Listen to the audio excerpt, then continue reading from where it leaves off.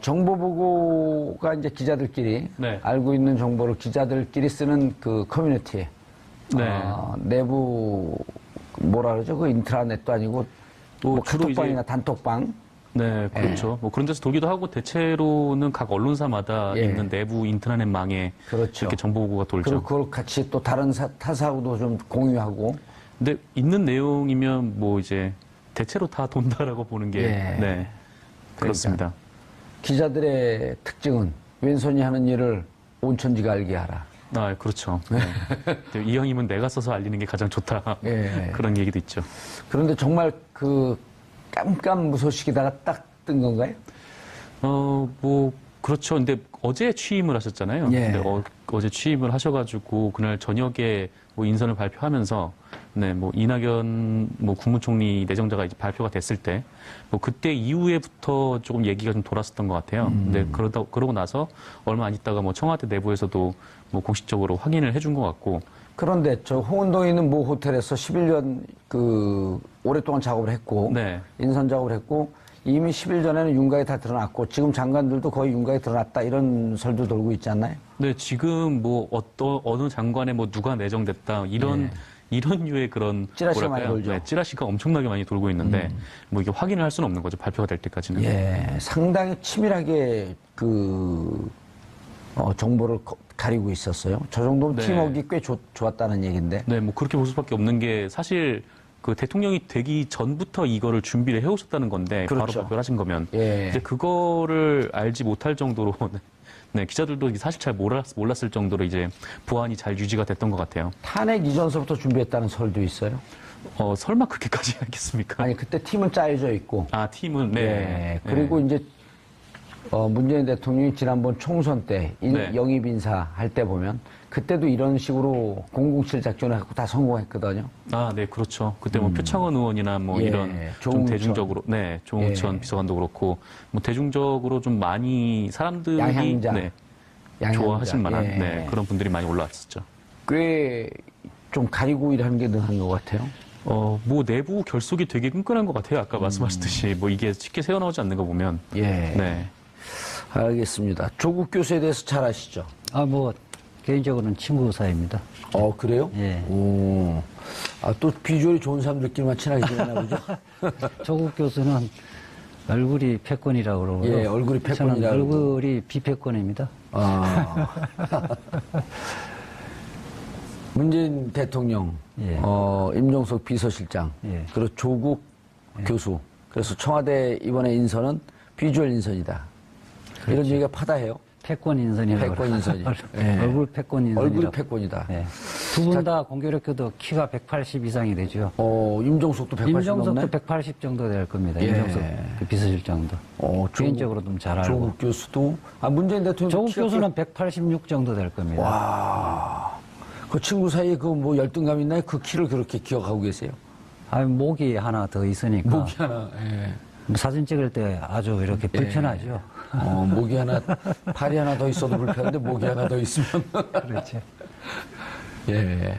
그런데 개인적으로 성향이 좀 어때요, 조국 교수는? 일반적으로 알려진 것보다는 굉장히 차분하고요. 합리적인 참여형 학자라고 저는 봅니다. 참여형 학자. 예. 일부에서는 검찰을 잘 모르는 분이 예. 민정수석대에서 혼란이 있지 않을까 그러는데요. 검찰을 잘 모르는 것도 아니고 법원도 잘 모르는 것도 아니고 실제 공조적인 법원 검찰에서도 서울대 그 조국 교수는 다 평가를 하고 있습니다. 그러니까 실무를 전혀 모르는 것이 아니고 실제 각종 위원회에 조국 교수는 꾸준히 참여해왔기 때문에 예. 현실 문제, 검찰의 또 현실 문제 이런 걸 누구보다도 잘 알고 있는 거죠. 그리고 논문도 이런 추상적인 논문이 아니라 사회 현실 문제에 대해서 법조의 현실 문제에 대해서 꾸준히 논문을 써왔기 때문에 저는 전문가라고 보고 신의 한 수라고 봅니다. 신의 한 수다. 네. 예. 검찰 개혁을 하려면 검찰 출신은 여러 가지 제약 요소가 있기 때문에 검찰 출신이 아니면서도 검찰 내부를 본질적인 내용을 꿰뚫어 볼 수 있는 사람이 검찰 개혁의 책임자로 저는 생각하고 있습니다. 그런데 정치 얘기 나올 때 자기는 정치적 DNA가 없다. 정치 안 한다. 이거는 정치라고 봐야 되나요? 정치 아닌 거로 봐야 되나요? 그러니까 그 조국 교수가 평소에 이제 그렇게 이야기를 하고 저희한테도 그렇게 이야기를 하는데 구체적으로 왜 그러냐고 하면 선거에 대해서 부담을 갖고 있고 매 주말에 지역구에 가서 이렇게 주민들과 이렇게 매 시간을 하는 것 그 자체가 잘 감당할 능력이 없다는 거지. 아하. 그 이런 임명직은 할 수 있겠다. 예, 그렇죠. 뭐 그런 취지로 저는 해석을 하고 있습니다. 예, 알겠습니다. 교수님. 네. 본격적으로 이 검찰 개혁 내용 들어가기 전에 호사가들은 말하기 좋아하는 사람들은 네. 벌써부터 참여정부 초창기 일기 민정수석으로 문재인 대통령이 임명이 됐었거든요. 네. 비검찰 인사하고 당시 검찰 장악을 놓겠다. 검찰을 개혁하겠다라고 하는 노무현 대통령의 의지가 반영된 인선으로 봤는데 호사가들은 벌써부터 5년 뒤에 문재인 대통령의 후대를 보고 멀리 몇 수 앞서서 포석을 둔 거 아니냐. 좀 과한 그 평가이긴 한데 그런 얘기들 벌써 돌아요. 과한 평가일 수도 있고 예. 또 아니면 올바른 평가일 수도 있습니다. 그 이유가 이제 왜냐면은 우리 지금 이재하 변호사님께서는 이제 그 조국 교수를 그 민정수석에 둔 이유가 예. 검찰 개혁의 방점을 찍는 거라고 그렇게 그런 의도로 말씀하신 것 같은데 저는 좀 생각이 좀 다르거든요. 그 왜 그러냐면은 민정비서실이라는 것 자체가 세 가지 임무가 있습니다. 첫째, 인사 검증 임무가 있죠. 예. 그다음에 두 번째, 친인척 관리 임무가 있습니다. 민정비서실 산하에. 예. 그래서 세 번째가 이제 국민 여론을 전달하는 그런 기능이 있어요. 가장 큰 기능이 세 개인데. 민심을 파악하는 거죠. 예. 이 세 가지 여론을 다 하다 보면은 기능을 다 하다 보면 거기에 검찰, 경찰, 국정원들 소위 말하는 우리나라 권력기관들이 모두 정보가 민정 쪽으로 모이게 돼 있습니다. 예. 그렇기 때문에 특정한 검찰 개혁을 위해서 민정수석을 임명했다면 그거는 좀 제가 볼 때 과한 해석이고 오히려 국정의 전반적인 어떤 분석과 정확하게 대통령과의 국정과의 그 소통을 위한 측면에서 조국 교수를 임명한 것이 아닌가. 그렇다면은 노무현 대통령께서 과거 지금 문재인 대통령을 비검찰 출신이지만 소통을 중시하는 노무현 대통령께서 민정수석을 앉힌 거라면은 이번에 문재인 대통령께서 조국 교수를 앉힌 것도 단순히 검찰 개혁 하나를 보려면은 제가 볼 때 차라리 법무부 장관이 누가 되느냐를 보는 게 더 맞다. 그런 차원에서 조국 교수는 아마 앵커께서 말씀하셨듯이 좀 과한 분석이긴 하지만 의미 있게 차기 구도와 어느 정도 염두에 둔 포석이 아닌가 그렇게 보일 수 있습니다. 과하게 보지 않을 수도 있겠다. 네네. 예. 자, 그런데 이제 세 가지 말씀하셨어요. 인사, 친인척 비리, 그 다음에 민심 파악을 해서 대통령께 전달하는 소통 창구. 예, 예. 근데 이제 인사수석이, 인사수석 비서관 지금 아니, 민정수석. 그러니까 민정수석인데, 네. 그전에는 인사수석이 있었던 때도 있고 없었던 때도 있었단 말이에요. 그랬었죠. 그럴 때 이제 인사를 같이 관리했는데, 이번에 인사수석 비서관이 생겼어요. 네네. 그래서 인사가 이제 빠지고 그러다 보면 전의 민정수석보다는 업무는 좀 더 경감될 수 있겠죠. 그럴 수 있습니다. 그러나 인사수석이라고 하는 그 자체가 사실은 어떻게 보면은 모든 인사 검증을 다 하기는 어렵습니다. 그렇죠. 실제로 인사 검증 파트는 아까 말씀드린 검찰과 경찰, 국정원, 국세청 이와 같은 권력기관의 협조를 받아야 되는데 그 협조를 받는 통로는 아무래도 민정수석이 될 가능성이 높고 인사수석의 업무는 인사에 관한 직능 분석 그다음에 거기에 맞는 기본 데이터베이스 구축 이런 것들이 인사수석의 주된 업무가 될 가능성이 높습니다. 알겠습니다. 이재하 변호사님, 그러면 이제는 조국 교수를 임명한 게 검찰 개혁에 대한 문재인 대통령의 강력한 의지. 적폐청산이라고 한다면 세월 7시간도 있고, 그 다음에 국정농단 사안도 있고, 그 다음에 재벌 개혁도 있고, 그리고 이제 가장 중요하게 제왕적 대통령의 권한을 좀 분산시켜야 되는데, 그 중에 한 축이 민정수석이 장악하고 있는 5대 사정기관. 네. 그거를 좀 독립시켜갖고 독자적인 지위로 좀 놔줘야 되겠다. 네. 특히 그 중에 검찰. 예. 이런 의지가 반영된 거 아닌가요? 그렇죠. 기본적으로는 이제 이명박 박근혜 정권의 정부에서는 권력기관을 장악하고 그걸 통해서 통치를 하려고 했었는데 그것이 아니라 스스로가 독립을 해서 자율적으로 법에 정해진 권한을 행사해라. 그렇지만은 검찰에는 제도적으로 너무 권력이 비대되어 있기 때문에 그 부분에 대해서 국민들이 원하는 검찰 개혁을 하겠다. 검찰 개혁을 하려면 내부에 있는 사람은 부딪히는 게 많거든요. 검찰 출신. 예. 출신은 부딪히는 게 많다. 예. 아.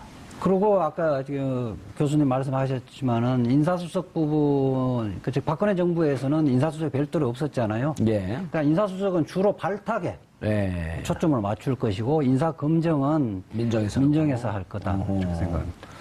알겠습니다.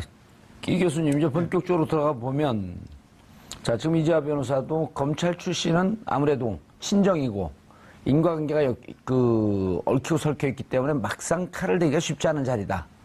이런 지적을 하셨어요. 검찰 개혁하게 되면 이제 가장 큰 문제가 5명의 대선 후보들이 다 공의 공약을 했던 수사권 기소권의 분리, 수사청 기소청의 분리 운영, 그다음에 공수처 이 부분에 대해서 쉽게 갈 수 있는 길은 아니지 않습니까? 쉽게 갈 수가 없습니다. 첫째는 예. 가장 왜 이게 쉽게 갈 수 없는 뭐냐면 어떻게 보면은 이제 구조적인 문제가 있고요. 구조적인 문제는 뭐라고 말씀드릴 수 있냐면 바로 헌법과 관련된 부분들입니다. 우리 헌법에 소위 말하는 이제 기소 독점주의가 규정이 되어 있기 때문에 예. 검찰의 어떤 힘을 빼기 위해서는 이 기소 독점주의 이 규정을 이거를 어떤 방식이든지 간에 지금 변경을 할 필요가 있거든요. 예. 예를 들어 가지고 지금은 야당에서는 야당의 몇몇 후보들은 검찰 개혁 관련해서 이런 얘기를 해요. 경찰에게도 수사권을 주겠다. 수사권. 예. 예. 다만 이제 법원에 정식으로 기소하는 기소권은 그냥 놔두더라도 수사권하고 영장 청구권을 주겠다고 하는 후보들도 있었고요. 근데 이 모든 것들이 단순하게 영장 청구권을 주고 그 다음에 검찰이 독립적으로 수사를 지휘를 받지 않는 그럴 권리, 경찰이 그러니까 검찰로부터 수사를 지휘받지 않을 권리 이런 것들이 모두 다가 그냥 선언적인 것으로만 돼서는 안 되고 헌법 개정과 맞물려 있어요. 그러다 보니까 모든 검찰 개혁은 곧 헌법 개정과 관련되어 있기 때문에 이 부분은 단순하게 대통령의 어떤 의지 그 다음에 민정수석을 누구로 앉히느냐의 문제 이런 문제가 포함해서 정치권하고의 긴밀 협조가 필요한 부분입니다. 그 부분은 제가 조금 다른 부분하고 있어서 예. 헌법과 관련되어 있는 것은 영장 청구권만 헌법에 명시되어 있기 때문에 헌법 개정이 필요한 거고요. 예, 영장 청구권. 문재인 예. 대통령이 후보 당시에 토론에서도 이야기를 했고 지금 문재인 후보 대통령의 후보 시절에 검찰개혁의 4대 공약은 공직자 비리 수사서 신설, 수사권, 기소권 분리, 그다음에 법무부의 탈검찰화입니다. 실질적으로 최소한의 인력 외에는 일반 공무원으로서 법무부에서 검찰의 감독 기능을 하겠다. 법무부의 중간 이상의 간부직 직원들이 다 검찰 출신 차지하고 있었잖아요. 네. 그리고 정부 파견에서 검사 파견이 너무 많다. 예. 불가피한 경우 외에는 파견을 받지 않겠다. 예. 그런 4가지거든요. 그래서 그 중에 이제 영장 청구권 문제는 헌법 개정에서 그 부분은 영장 청구권은 검사가 독점하고 있는 부분에 대해서 좀 이렇게 말하면 개혁을 하겠다는 건데 그것은 헌법 개정 사항이고 지금은 다른 부분은 법률로서 다 가능한 거거든요. 예. 아니 수사권과 기소권 분리하게 되면 기소권은 검찰 독립적으로 가져야 하기 때문에 형사소송법만 개정하면 됩니다. 그렇죠. 그건 놔두고 예.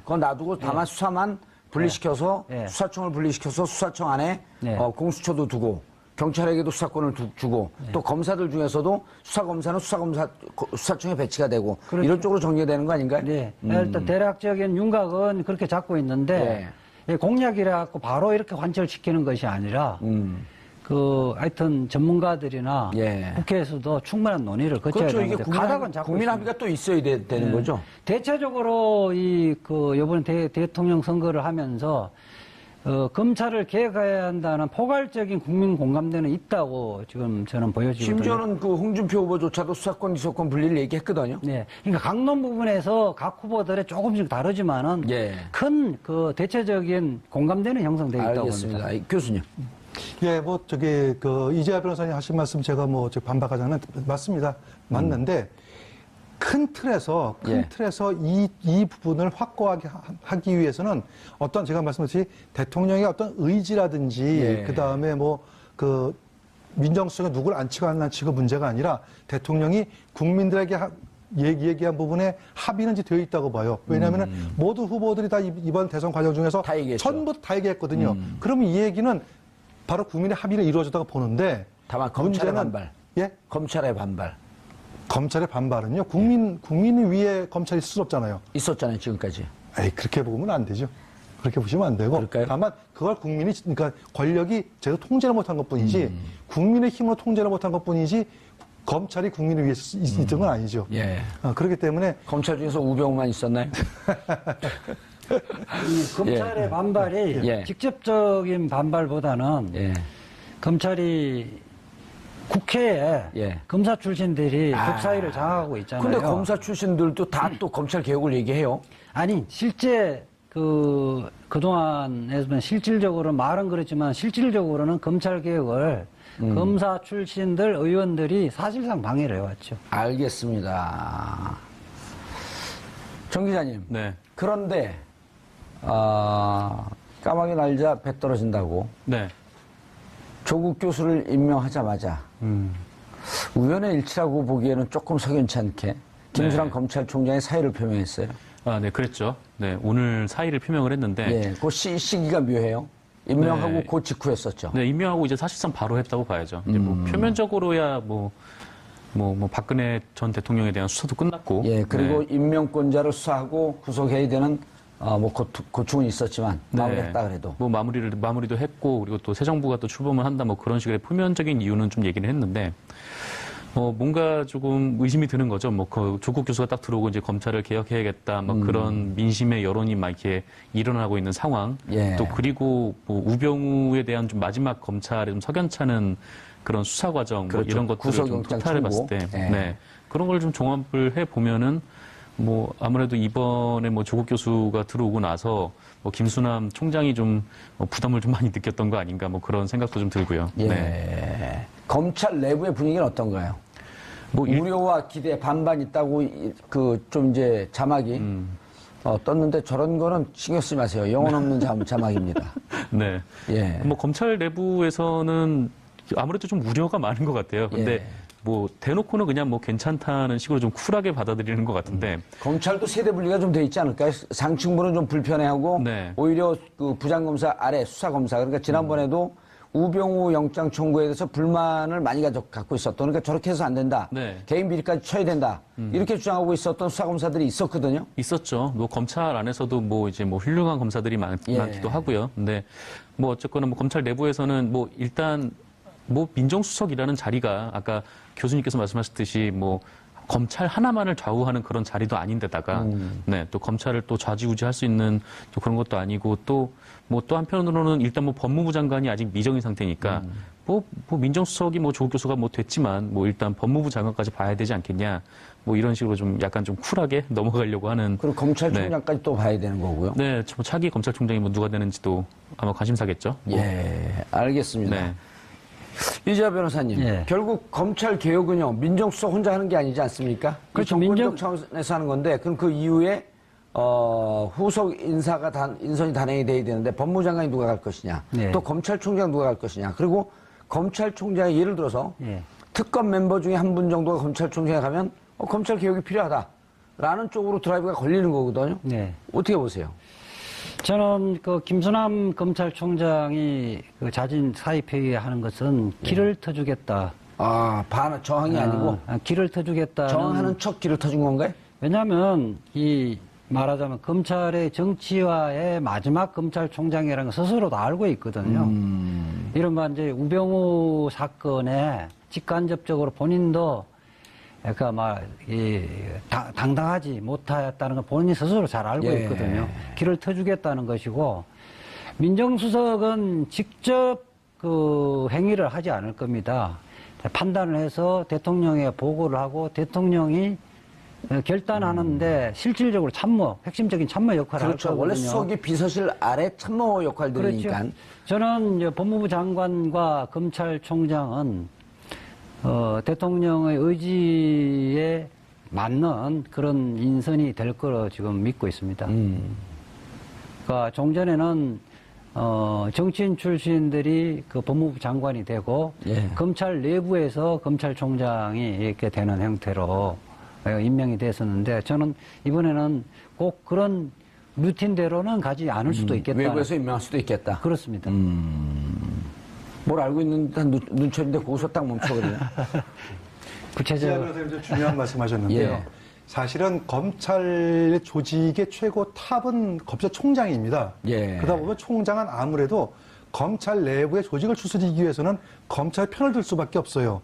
오히려 법무부 장관이 굉장히 전 중요한 자리라고 보여지거든요. 예. 법무부 장관은 검찰뿐만 아니라 모든 관련된 기관을 총괄하기 때문에 오히려 법무부 장관을 상당히 개혁적이고 그다음에 검찰에 대해서 좀 내부적 알면서도 개혁적인 인물을 선임하는 것이 훨씬 더 검찰 개혁에 훨씬 더 더 좋은 방향이 아닐까 그렇게 생각합니다. 예. 임명되고 나서요, 기자들의 일문일답, 검찰 지휘 수사 질문에 대해서 아주 단호하게 답변을 했어요. 직접 봤습니다. 봤어요? TV로 봤습니다. 오, 청와대 민정수석 춘추관에서 검찰이 막강한 권력을 제대로 사용해왔는가에 대해서 국민적 의문이 있다. 이렇게 얘기했단 말이에요. 네. 그러니까 기자들이, 민정수석 수사 지휘권에 대해서 물었잖아요. 네. 그러니까 민정수석은 수사를 지휘해서는 안 된다. 단호하게 이야기를 한 문장으로 이야기했죠. 예. 민정수석은 그런 자리가 아니다.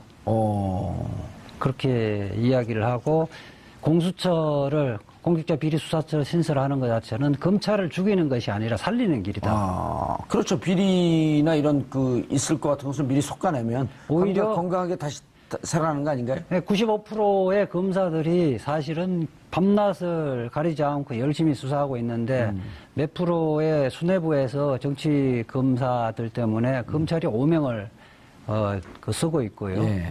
그리고 그것 때문에 또 실질적으로 제대로 수사를 하려고 했는데도 할 수 없는 분위기가 돼 있기 예. 때문에 공수처가 설치되어 있으면 신설되어지면 검찰이 법에 따라서 수사를 자유롭게 할 수가 있습니다. 그렇기 때문에 결국 장기적으로 보면 검찰도 살고 비리도 잡는 예. 일석이조의 효과를 누릴 수 있다는 거죠. 그러면 검찰도 좀 장기적으로 안목을 예. 좀 장기적으로 보면 개혁이 검찰이 살 길이라는 거 스스로 알 겁니다. 개혁이라고 하는 것은 몸에 있는 종양을 제거해내는 건데. 그렇죠. 그런데 그럼 궁금한 게, 네. 자, 박주민 의원이 네. 우병우 특검법을 지금 발의해 놓은 예. 상태예요. 예. 그 우병우 전 민정수석은 자신과 관련된 정강, 네. 처가집 관련된 수사가 시작되자 그때부터 그게 8월 13일, 15일로 기억하고 있는데 2016년 네. 그때부터 10월 26일 네. JTBC에서 태블릿 PC 보도가 나오는 그 약 한 2달 10일 동안 자그마치 1000통의 전화를 했다는 거 아닙니까? 검찰 네, 수뇌부가? 네, 네. 이런 것도 조사를 해야 되나요? 다 해야죠, 사실은. 그건 오비일학일 수가 없고요. 예. 특별감찰관이 우병우 수석의 수사 의뢰를 하자 하고 또 곧바로 우병우 전 수석이 검찰에 예.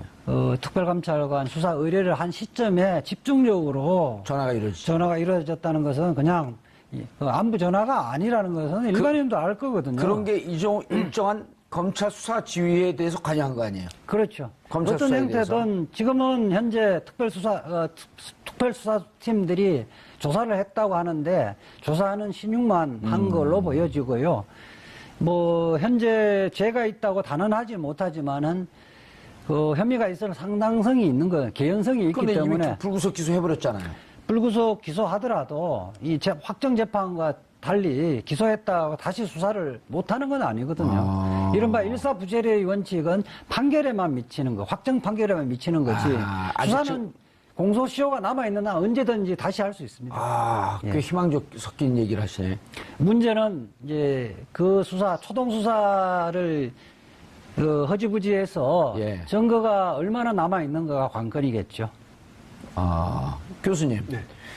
특검의 얘기를 지금 다시 한번 이제 되돌아보면, 특검 기간이 종료가 되면서 2월 말이었나요? 날짜도 이제, 그렇죠. 2월 말이었었죠. 2월 말에 특검 기간 70일이 종료가 되면서 특수본 2기로 넘기면서 그때 박용수 특검이 뭐라 그러냐면 재청구하면 100% 단언적으로 그렇죠. 얘기했어요. 예. 100% 영장이 예, 청구될 예. 것이다. 그런데 안 됐단 말이에요. 안 됐죠. 그런데 이거를 다시 조사한다. 국민들의 감정법은 이미 여러 차례 조사를 했을 텐데 어떻게 보세요? 아니, 그 얘기는 이재명 변호사가 답을 주셨어요. 예. 이거는 그 문제는 증거가 과연 얼마큼 남아있느냐의 문제지. 그때도 이미 특검이 많이 증거를 넘기지 않았을까요? 아니, 청와대 압수수색을 못했기 때문에. 그러니까 앞으로 증거는 더 추가로 할 수 있는 부분이고, 예. 그래서 증거가 추가로 되면 얼마든지 다시 영장 청구가 될 부분이라고 저는 믿어요. 근데 이제 제가 잠깐 다른 얘기를 잠깐 하나 해야 되는데, 예. 자꾸 이제 우리나라 검찰 개혁의 핵심을 공수처 신설로 자꾸 이렇게 많은 분들이 그렇게 생각을 하고 계시는데, 저는 그게 좀 반대 의견이거든요. 예, 검찰 개혁의 핵심은.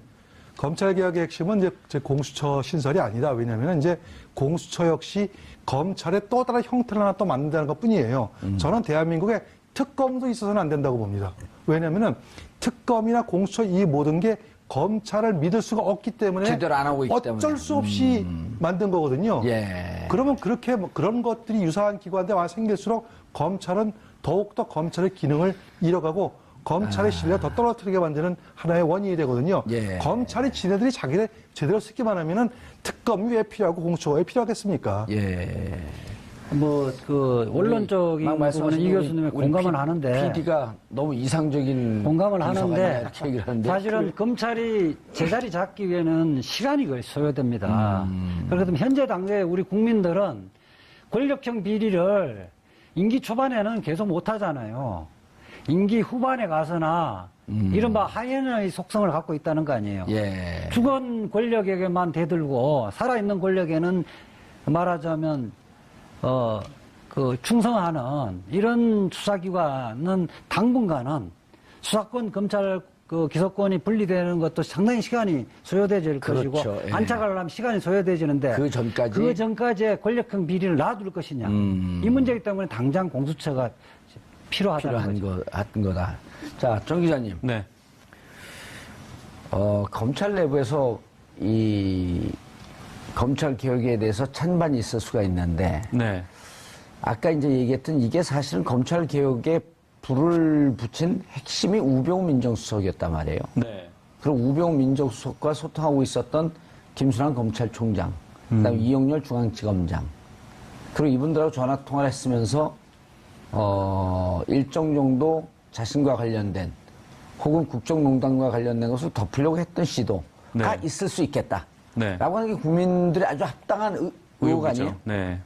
그러면 그 내부에서 어떻게 보나요? 김수남 검찰총장도 수사의 대상에 오를 수 있다?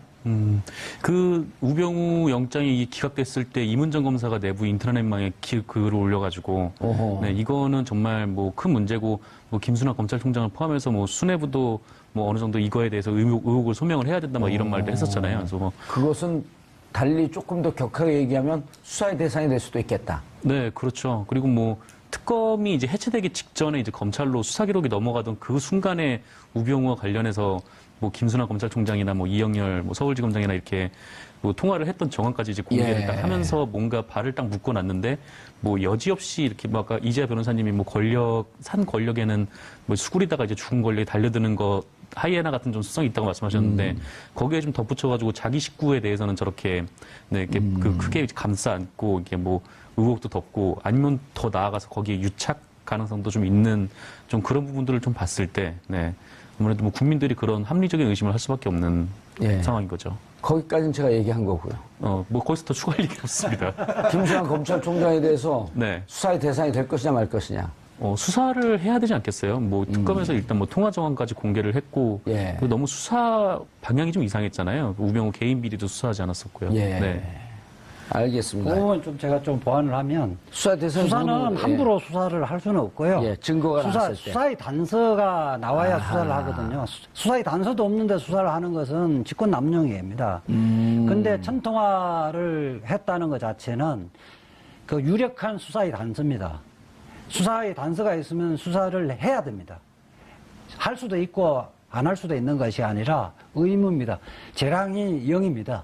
그러니까 수사를 해야 되는 것이고, 수사를 해서 그 범죄 혐의가 있다고 판단되지면 기소를 하는 것이고, 다 소명을 충분하게 들어보니까 혐의점을 찾기 어렵다면 불구속으로 불기소를 하는 거죠. 예. 그런 현재 상태에서는 우리 이제 국민들도 이제 전문가가 다 됐어요. 예.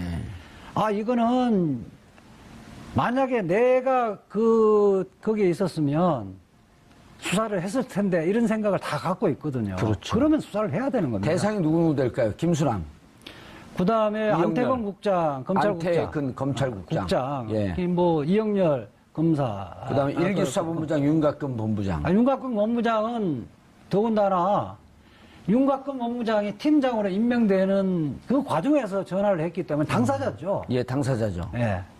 그러니까 결국은 우병우의 수사를 우병우가 지명하는 팀장이 수사를 하게끔 만든 것이 이게 사실은 국민적 의혹 아니겠습니까? 단적으로 이렇게 얘기했었잖아요. 그래갖고 우병우 자신이 자신의 수사를 한 그렇죠. 것이다. 우병우에 의한 우병우의 수사라는 걸 한 거죠. 아하. 말씀이 이렇게 과격하시니까 입각은 못할 것 같고. 과격하지.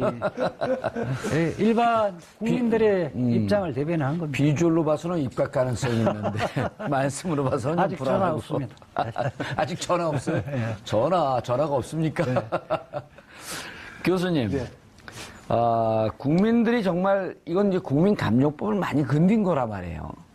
그리고 아까 이제 우리가 윤곽금 잠깐 얘기했는데 수사의 초동 단계인 통화 내역 확보하는 이게 가장 기본적인 수사의 초동 단계인데 그럼요. 그것도 전혀 하지 않았고 알고 보니 연수원 동기동창 19기 이런 등등을 보면 다시 그 우병우와 관련된 부분은 들여다봐야 된다라고 하는 국민적 공감도 있는 거로 보이는 거죠. 그럼요, 들여다봐야 돼요. 예. 이건 왜 들여다봐야 되냐면은 사실은 어떻게 보면은 지금 뭐 저는 원래 검찰을 믿어야 된다고 하는 주장하는 사람입니다. 이상주의자. 이상주의자가 아니고 원칙주의자죠. 원칙주의자. 네, 원칙주의자죠. 내가 이따 PD한테 교정시켜줄게. PD가 이상주의자라 그랬어요. 그렇습니까? 예. 나중에 제가 따로 만나겠습니다. 예. 그럼 실현 원칙주의. 못합니다. 그래서 사실 어떻게 보면 이제 만약에 검찰이 그런 무소불위의 권력을 가지고 있다라고 한다면 이 권력을 어떻게 통제할 것이냐라고 하면은 저는 차라리 경찰에게도 수사권 독립을 해주자. 그래서 예. 경찰로 하여금 검찰을 수사해라. 그렇죠. 오호. 그래서 상호 견제를 하게 만드는 것이 이게 옳지. 그 별도의 검찰과 비슷한 기구인 특검을 만들고 또 무슨 공수처를 만들고 하는 것들은 오히려 자꾸 무엇을 만들기 위해서 있는 걸 써먹지 않고 새로운 걸 자꾸 만들면은 뭔가 신선하게 보일까 하는 이런 것들이 우려가 돼요. 예. 그래서 저는 오히려 차라리 경찰에게 힘을 실어주는 게 맞지 않나 생각이 들고 그런 차원에서 우병우 사건에 대해서는요. 이와 같은 것들이 만들어지게 된 자꾸 국민들로 하여금 이와 같은 것들이 그러니까 비정상화된 것이 마치 정상화되는 것처럼 보여지게 하는 원인을 우병우가 만드는 거예요. 따지고 놓고 보면은. 예. 그래서 향후에 대한민국의 건전한 발전과 정확한 발전을 위해서라도 우병우 사건은 처음부터 차근차근 좀 조사할 필요가 있다고 분명히 보여집니다. 청와대 주인도 바뀌었으니 이제 청와대에 있는 여러 가지 민정수석의 그 자료들, 관련 자료도 있을 근거들 거예요. 이런 것도 좀 볼 수 있지 않을까요? 있죠. 그 삭제하더라도 복구는 가능한 거고요. 그렇죠. 더군다나 문재인 대통령은 지금 형사소송법에서 그 군사상 그 비밀이 있는 장소에 압수수색 제한하는 것 예. 이거 없애겠다는 것도 공약을 했거든요. 그런 입장이기 때문에 만약에 검찰이 압수수색을 하면 법률이 개정되기 전이라도 예. 임의 협조로 해서 그 우병우와 관련된 범죄에 관련된 예. 그 문건들이 나오면 다 협력하겠죠. 예. 그리고 현재 있는 청와대 민정수석과 관련된 자료가 군사상 기밀이라고 전임 정권에서 얘기했지만 현재 들어온 정권이 들여다보니 군사상 기밀이 아니라 이건 개인 비리에 관한 거다. 군사상 이렇게- 비밀이 있는 장소에 압수수색을 못 한다고 그러니까 예. 그러니까 해석을 그렇게 하죠. 청와대 전부가 군사상 비밀이 있는 장소는 아니니까 더군다나 그 민정수석의 범죄와 관련해서 국한에서 들여다보면 되는 거거든요. 예. 그러니까 군사상 비밀의 침해는 전혀 없거든요. 그 부분에 협력을 해주면 특검이 만들어주고 협력해주면 지금이라도 저는 특검이나 검찰이 밝히지 못해 특수본이 밝히지 못했던 여죄 부분은 상당히 밝힐 수 있을 거라고 확신하고 있습니다. 교수님 그 와중에 우병우 전 민정수석이 이런 얘기까지 했어요. 자신이 검찰총장에 전화해서 무마했을 것이다. 라는 얘기를 한 사람들을 모두 다 법적 조치를 취하겠다. 그 우리가 좀 이 방송에서 그런 얘기를 했는지 안 했는지 모르지만 좀 쫄고 있었잖아요. 안 쫄았는데? 그래 나만 쫄았나? 그러신 것 같은데. 저 그런 말 사실이 없으니까. 예, 저도 한 얘기는 없는데 전 늘 쫄아요. 그런 것도 이제 못하겠네요, 그럼. 뭐 그런 거 가지고 뭐 쫄면 되겠습니까? 천하의 정봉주 앵커께서. 쫄았다니까요. 쫄은 거 팩트인데 왜 그걸 안 쫄았다 그래요? 아니, 우병우 수석이 그렇게 그 자체도 저는 그때 그게 이상했던 게 국민적 공분과 공감대가 있는데 왜 저렇게 도발적 자세를 취하나 이런 거였었거든요. 그 본인이 아주 나는 그 죄 없다. 이런 걸 과시하기 위해서 그랬던 거 아닐까요? 네, 일종의 그 무슨 전략이라고 하는데 잊어버렸네. 예. 오히려 자기의 나약함을 감추기 위해서 더욱더 앞에서는 강하게 보이는 전략이 예. 있습니다. 심리학적으로 자기 방어 기제라 그러죠. 그렇습니다. 예. 아마 그 전략인 것 같고요. 다만 이제 우병우 수석에 관련된 부분들은 아마 새로운 정부가 들어서고 안 들어서고 그게 중요한 문제가 아니라 예. 반드시 짚고 넘어가야 될 국민적 과제예요. 그거는. 예, 그것이 알겠습니다. 예, 검찰개혁의 핵심입니다. 알겠습니다. 정보보고가 이제 기자들끼리 네. 알고 있는 정보를 기자들끼리 쓰는 그 커뮤니티. 네. 내부 뭐라 그러죠? 그 인트라넷도 아니고 뭐 주로 카톡방이나 이제- 단톡방. 네, 그렇죠. 뭐 그런 데서 돌기도 하고 대체로는 각 언론사마다 예. 있는 내부 인터넷망에 그렇죠. 이렇게 정보 보고가 돌죠. 그리고 그걸 같이 또 다른 타사하고도 좀 공유하고. 근데 있는 내용이면 뭐 이제 대체로 다 돈다라고 보는 게 예. 네. 그렇습니다. 기자들의 특징은 왼손이 하는 일을 온천지가 알게 하라. 그렇죠. 네. 이왕이면 내가 써서 알리는 게 가장 좋다. 예. 그런 얘기도 있죠. 그런데 정말 그 깜깜무소식이다가 딱 뜬 건가요? 뭐 그렇죠. 근데 어제 취임을 하셨잖아요. 예. 근데 어제 취임을 하셔가지고 그날 저녁에 뭐 인선을 발표하면서 뭐 이낙연 뭐 국무총리 내정자가 이제 발표가 됐을 때 뭐 그때 이후에부터 조금 얘기가 좀 돌았었던 것 같아요. 근데 그러고 나서 얼마 안 있다가 뭐 청와대 내부에서도 뭐 공식적으로 확인을 해준 것 같고. 그런데 저 홍은동에 있는 모 호텔에서 11년 오랫동안 작업을 했고 네. 인선 작업을 했고 이미 10일 전에는 윤곽이 다 드러났고 지금 장관들도 거의 윤곽이 드러났다 이런 설도 돌고 있지 않나요? 네, 지금 뭐 어느 장관에 뭐 누가 내정됐다 이런 류의 그런 찌라시가 많이 돌죠. 네, 찌라시가 엄청나게 많이 돌고 있는데 뭐 이게 확인을 할 수는 없는 거죠. 발표가 될 때까지는. 예, 상당히 치밀하게 정보를 가리고 있었어요. 저 정도면 네. 팀워크가 꽤 좋았다는 얘기인데. 네, 뭐 그렇게 볼 수밖에 없는 게 사실 그 대통령이 되기 전부터 이거를 준비를 해오셨다는 건데 바로 그렇죠. 발표를 하신 거면 예. 근데 그거를 알지 못할 정도로 네, 기자들도 사실 잘 몰랐을 정도로 이제 보안이 잘 유지가 됐던 것 같아요. 탄핵 이전서부터 준비했다는 설도 있어요. 설마 그렇게까지 하겠습니까? 아니 그때 팀은 짜여져 있고. 팀은 네. 예, 그리고 이제 문재인 대통령이 지난번 총선 때 네. 영입 인사 할 때 보면 그때도 이런 식으로 007 작전을 갖고 다 성공했거든요. 네, 그렇죠. 그때 뭐 표창원 의원이나 뭐 예, 이런 좀 조응천. 대중적으로, 조응천 예. 비서관도 그렇고, 뭐 대중적으로 좀 많이 사람들이 양향자. 양향자. 좋아하실 만한 예. 그런 분들이 많이 올라왔었죠. 꽤 좀 가리고 일하는 게 능한 것 같아요. 뭐 내부 결속이 되게 끈끈한 것 같아요. 아까 말씀하셨듯이 뭐 이게 쉽게 새어나오지 않는 거 보면. 예. 네. 알겠습니다. 조국 교수에 대해서 잘 아시죠? 뭐 개인적으로는 친구 사이입니다. 그래요? 예. 오. 또 비주얼이 좋은 사람들끼리만 친하게 지내나 보죠? 조국 교수는 얼굴이 패권이라고 그러고요. 예, 얼굴이 패권이라고 저는 얼굴이 비패권입니다. 문재인 대통령, 예. 임종석 비서실장, 예. 그리고 조국 교수. 그래서 청와대 이번에 인선은 비주얼 인선이다. 이런 얘기가 파다해요. 패권 인선이라고. 패권 인선이. 그러죠. 예. 얼굴 패권 인선이라고. 얼굴 패권이다. 네. 두 분 다 공교롭게도 키가 180 이상이 되죠. 임종석도 180 임종석도 넘네. 180 정도 될 겁니다. 예. 임종석 그 비서실장도. 개인적으로 좀 잘 알고. 조국 교수도 문재인 대통령 조국 교수는 186 정도 될 겁니다. 와. 그 친구 사이에 그 뭐 열등감 있나요? 그 키를 그렇게 기억하고 계세요? 목이 하나 더 있으니까. 목이 하나. 예. 사진 찍을 때 아주 이렇게 불편하죠. 목이 하나, 팔이 하나 더 있어도 불편한데 목이 하나 더 있으면. 그렇죠. 예. 어떤 분석과 정확하게 대통령과의 국정과의 그 교통, 소통을 위한 측면에서 조국 교수를 임명한 것이 아닌가. 그렇다면은 노무현 대통령께서 과거 지금 문재인 대통령을 비검찰 출신이지만 소통을 중시하는 노무현 대통령께서 민정수석을 앉힌 거라면은 이번에 문재인 대통령께서 조국 교수를 앉힌 것도 단순히 검찰개혁 하나를 보려면은 제가 차라리 법무부 장관이 누가 되느냐를 보는 게 더 맞다.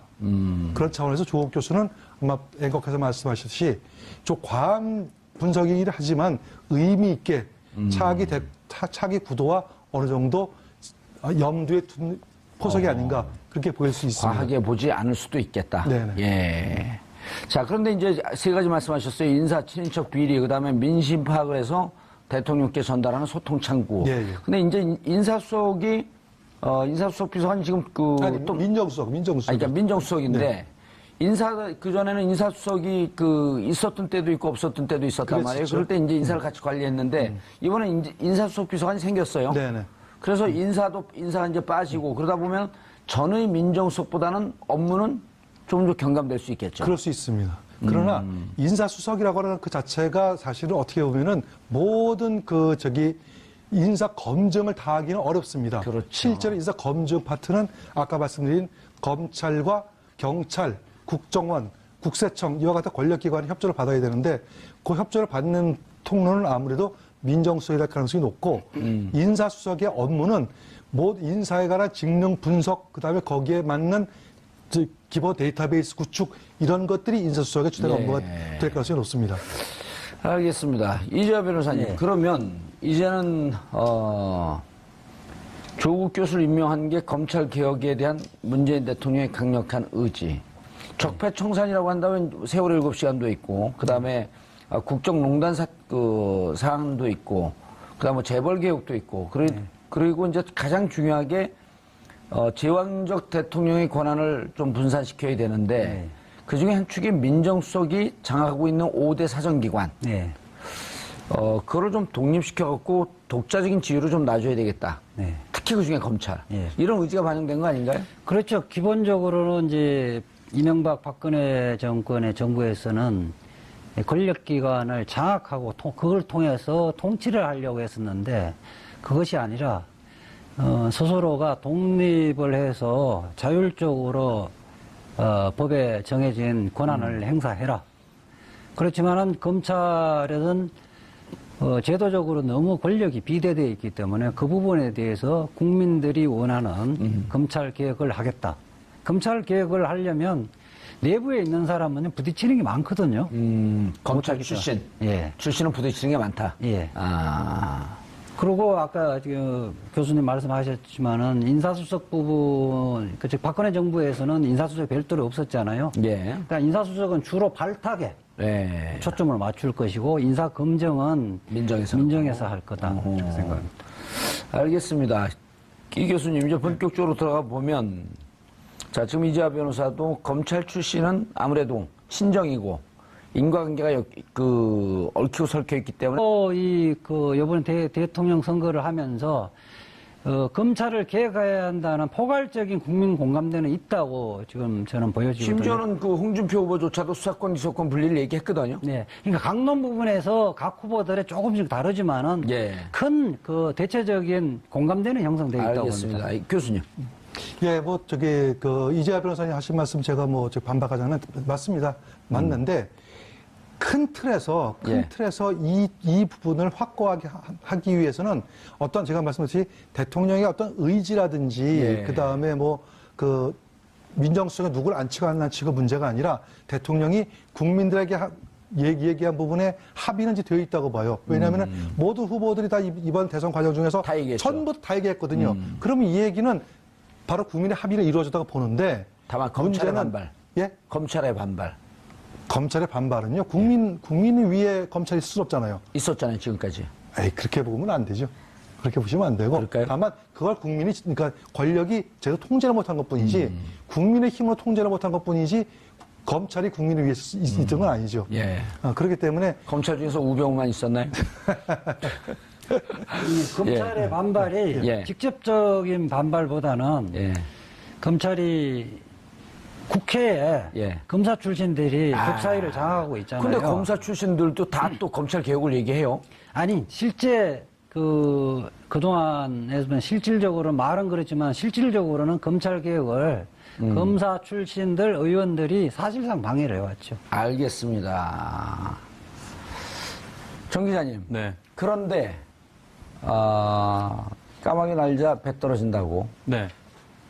조국 교수를 임명하자마자 우연의 일치라고 보기에는 조금 석연치 않게 김수남 네. 검찰총장의 사의를 표명했어요. 아, 네, 그랬죠. 네, 오늘 사의를 표명을 했는데. 예, 그 시기가 묘해요.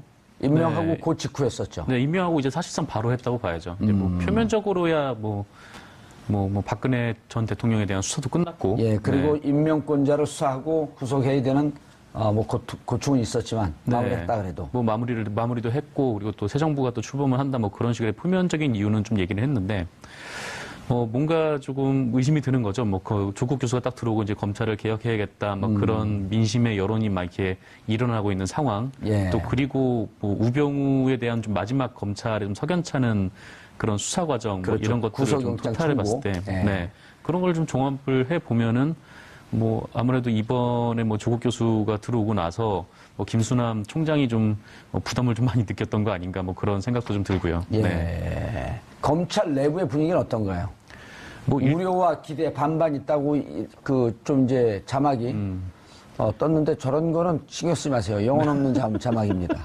네. 예. 검찰 내부에서는 아무래도 좀 우려가 많은 것 같아요. 근데 예.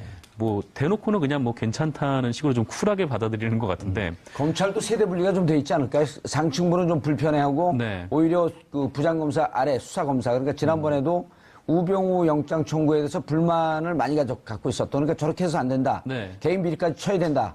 이렇게 주장하고 있었던 수사검사들이 있었거든요. 있었죠. 검찰 안에서도 이제 훌륭한 검사들이 많기도 하고요. 근데 어쨌거나 검찰 내부에서는 일단 민정수사 막상 칼을 대기가 쉽지 않은 자리다. 이런 지적을 하셨어요.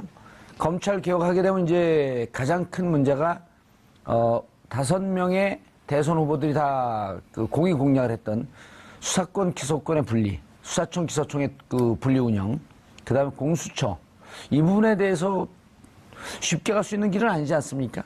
쉽게 갈 수가 없습니다. 첫째는 예. 가장 왜 이게 쉽게 갈 수 없는 뭐냐면 어떻게 보면 이제 구조적인 문제가 있고요. 구조적인 문제는 뭐라고 말씀드릴 수 있냐면 바로 헌법과 관련된 부분들입니다. 우리 헌법에 소위 말하는 이제 기소 독점주의가 규정이 되어 있기 때문에 예. 검찰의 어떤 힘을 빼기 위해서는 이 기소 독점주의 이 규정을 이거를 어떤 방식이든지 간에 지금 변경을 할 필요가 있거든요. 예. 예를 들어 가지고 지금은 야당에서는 야당의 몇몇 후보들은 검찰 개혁 관련해서 이런 얘기를 해요. 경찰에게도 수사권을 주겠다. 수사권. 예. 예. 다만 이제 법원에 정식으로 기소하는 기소권은 그냥 놔두더라도 수사권하고 영장 청구권을 주겠다고 하는 후보들도 있었고요. 근데 이 모든 것들이 단순하게 영장 청구권을 주고 그 다음에 검찰이 독립적으로 수사를 지휘를 받지 않는 그럴 권리, 그러니까 검찰로부터 수사를 지휘받지 않을 권리 이런 것들이 모두 다가 그냥 선언적인 것으로만 돼서는 안 되고 헌법 개정과 맞물려 있어요. 그러다 보니까 그래요? 모든 검찰 개혁은 곧 헌법 개정과 관련되어 있기 때문에 이 부분은 단순하게 대통령의 어떤 의지 그 다음에 민정수석을 누구로 앉히느냐의 문제 이런 문제가 포함해서 정치권하고의 긴밀 협조가 필요한 부분입니다.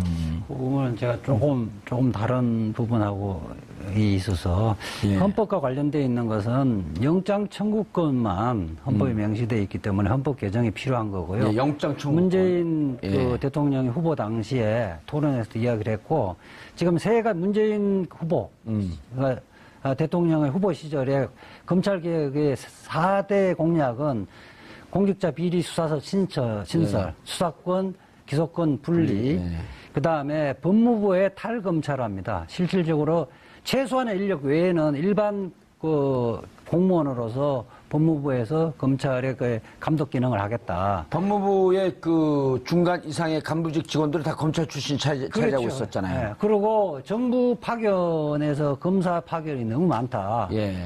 불가피한 경우 외에는 파견을 받지 않겠다. 예. 그런 네 가지거든요. 그래서 그 중에 이제 영장 청구권 문제는 헌법 개정에서 그 부분은 영장 청구권은 검사가 독점하고 있는 부분에 대해서 좀 이렇게 말하면 개혁을 하겠다는 예. 건데 그것은 헌법 개정 사항이고 지금은 다른 부분은 법률로서 다 가능한 거거든요. 예. 아니 수사권과 기소권 분리하게 되면 기소권은 검찰 독립적으로 가져야 그 하기 문제는 때문에 형사소송법만 개정하면 됩니다. 그렇죠. 그건 놔두고 예. 그건 놔두고 다만 수사만 분리시켜서 예. 수사청을 분리시켜서 수사청 안에 예. 공수처도 두고 경찰에게도 수사권을 주고 또 검사들 중에서도 수사검사는 수사청에 배치가 되고 그렇죠. 이런 쪽으로 정리가 되는 거 아닌가요? 네. 일단 대략적인 윤곽은 그렇게 잡고 있는데 예. 공약이라 갖고 바로 이렇게 관철시키는 것이 아니라 하여튼 전문가들이나 예. 국회에서도 충분한 논의를 거쳐야 그렇죠. 이게 되는데 가닥은 잡고 국민 있습니다. 합의가 또 있어야 되는 네. 거죠. 대체적으로 예. 그런데 개인적으로 성향이 좀 어때요, 조국 교수는? 뭐 일반적으로 알려진 것보다는 굉장히 차분하고요. 합리적인 참여형 학자라고 저는 봅니다. 참여형 학자. 예. 예. 일부에서는 뭐 검찰을 잘 모르는 분이 예. 민정수석대에서 혼란이 있지 않을까 그러는데요. 검찰을 잘 모르는 것도 아니고 법원도 잘 모르는 것도 아니고 실제 공조적인 법원 검찰에서도 서울대 그 조국 교수는 다 평가를 하고 있습니다. 그러니까 실무를 전혀 모르는 것이 아니고 실제 각종 위원회에 조국 교수는 꾸준히 참여해왔기 때문에 예. 현실 문제, 검찰의 또 현실 문제 이런 걸 누구보다도 잘 알고 있는 거죠. 그리고 논문도 이런 추상적인 논문이 아니라 사회 현실 문제에 대해서 법조의 현실 문제에 대해서 꾸준히 논문을 써왔기 때문에 저는 뭐 전문가라고 보고 신의 한 수라고 봅니다. 신의 한 수다. 네. 예. 검찰 개혁을 하려면 검찰 출신은 여러 가지 제약 요소가 있기 때문에 검찰 출신이 아니면서도 검찰 내부를 본질적인 내용을 꿰뚫어 볼 수 있는 사람이 검찰 개혁의 책임자로 저는 생각하고 있습니다. 그런데 정치 얘기 나올 때 자기는 정치적 DNA가 없다. 정치 안 한다. 이거는 정치라고 봐야 되나요? 정치 아닌 거로 봐야 되나요? 그러니까 그 조국 교수가 평소에 이제 그렇게 이야기를 하고 저희한테도 그렇게 이야기를 하는데 구체적으로 왜 그러냐고 하면 선거에 대해서 부담을 갖고 있고 매 주말에 지역구에 가서 이렇게 주민들과 이렇게 매 시간을 하는 것 그 자체가 잘 감당할 능력이 없다는 거지. 아하. 그 이런 평소- 임명직은 할 수 있겠다. 예, 그렇죠. 뭐 그런 취지로 저는 해석을 하고 있습니다. 예, 알겠습니다. 교수님. 네. 본격적으로 이 검찰 개혁 내용 들어가기 전에 호사가들은 말하기 좋아하는 사람들은 네. 벌써부터 참여정부 초창기 1기 민정수석으로 문재인 대통령이 임명이 됐었거든요. 네. 비검찰 인사고 당시 검찰 장악을 놓겠다. 검찰을 개혁하겠다라고 하는 노무현 대통령의 의지가 반영된 인선으로 봤는데 호사가들은 벌써부터 5년 뒤에 문재인 대통령의 후대를 보고 멀리 몇 수 앞서서 포석을 둔 거 아니냐. 좀 과한 그 평가이긴 한데 그런 얘기들이 벌써 돌아요. 과한 평가일 수도 있고 예. 또 아니면 올바를 평가할 수도 있습니다. 그 이유가 이제 왜냐면은 우리 지금 이재하 변호사님께서는 이제 그 조국 교수를 그 민정수석에 둔 이유가 예. 검찰 개혁의 방점을 찍는 거라고 이렇게 그런 의도로 말씀하신 것 같은데 저는 좀 생각이 좀 다르거든요. 그러니까 왜 그러냐면은 민정비서실이라는 것 자체가 세 가지 임무가 있습니다. 첫째, 인사 검증 임무가 있죠. 예. 그다음에 두 번째 친인척 관리 임무가 있습니다. 민정비서실 산하에. 예. 그래서 세 번째가 이제 국민 여론을 전달하는 그런 기능이 있어요. 가장 큰 기능이 세 개인데. 민심을 파악하는 거죠. 예.